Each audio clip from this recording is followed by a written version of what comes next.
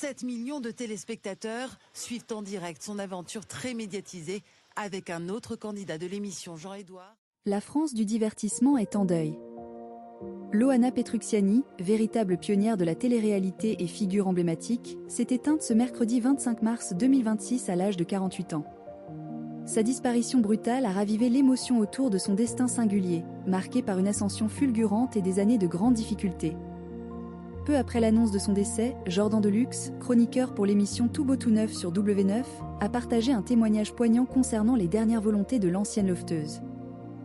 Il a révélé que Loana souhaitait que l'on se souvienne d'elle à travers une image bien précise. Celle, victorieuse de Loft Story en 2001, elle salue le public depuis une voiture défilant sur les Champs-Élysées.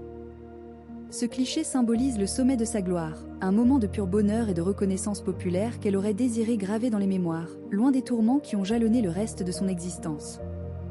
Loana fut la première à expérimenter l'impact démesuré de la télé-réalité en France. Propulsée du statut d'anonyme à celui de superstar en quelques semaines, elle a payé un lourd tribut à cette exposition médiatique sans précédent.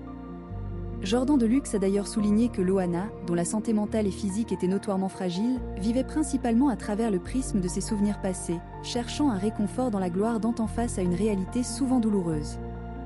Magloire, animateur et témoin des débuts de Loana, a décrit une petite jeune femme fragile lors de son entrée dans le loft. Le passage de l'ombre à la star internationale fut pour elle une épreuve, la laissant comme un petit oiseau sur une branche, désemparée face à l'ampleur de sa nouvelle vie. De son côté, Cyril Hanouna, qui l'a fréquemment invitée sur le plateau de Touche pas à mon poste et entretenait une relation complexe avec elle, lui a rendu un vibrant hommage.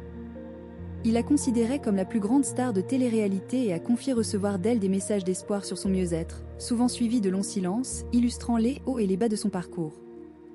Loana, après Loft Story, a en effet lutté publiquement contre la dépression, l'addiction et des relations personnelles et financières compliquées, peinant à gérer l'après-célébrité et la pression constante des médias.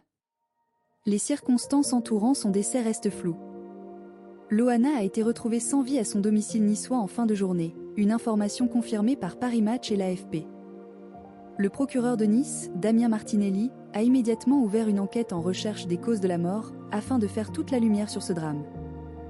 Gilles Verdez a apporté quelques précisions sur ces derniers jours, révélant qu'elle s'était réinstallée à Nice auprès de sa famille.